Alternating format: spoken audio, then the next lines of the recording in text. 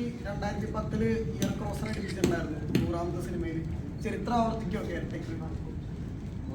നമുക്ക് പ്രാർത്ഥിക്കാം അല്ലേ? നിങ്ങളുടെ സപ്പോർട്ടാണ് അതിനാവശ്യം.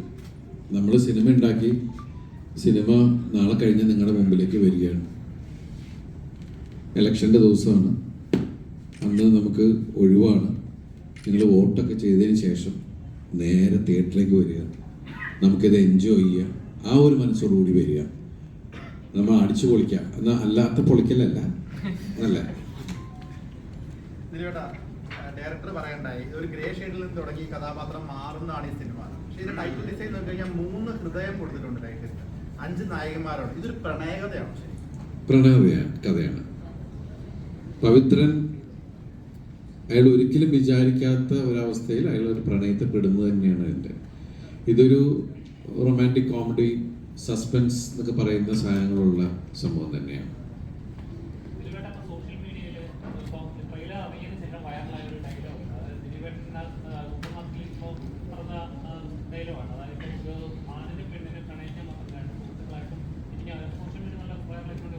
അതെ,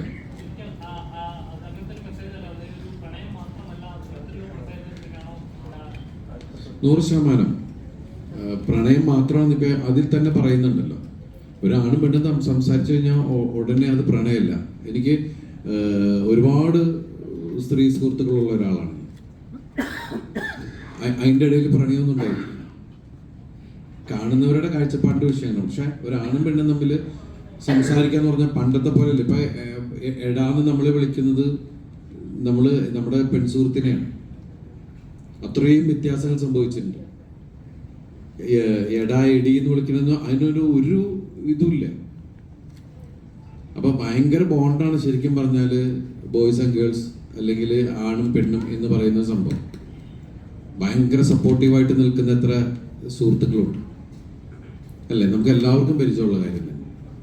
നമുക്ക് ചിലപ്പോൾ വീട്ടിൽ പറയാൻ പറ്റാത്തൊരു സങ്കടം നമ്മുടെ ആ പെൺ സുഹൃത്തിനോട് നമുക്ക് പറയാൻ പറ്റും. അവരത് കണ്ട് ഇനി അയാൾക്കൊരു എന്താ പറയുക, ഫാമിലി കാര്യങ്ങളുടെ പോലെ അതിൽ സപ്പോർട്ട് ചെയ്യുന്ന എത്ര പെൺ സുഹൃത്തുക്കളുണ്ട്. അപ്പൊ അതിനകത്ത് അതെല്ലാം കൂടി പറയുന്ന ഒരു സിനിമ തന്നെയാണ് ഇത്. ശരിക്കും ഫ്രണ്ട്ഷിപ്പ് ഉണ്ട്, ലവ് ഉണ്ട് എന്നൊക്കെ പറയുന്ന ഒരു സാധനം തന്നെയാണ്.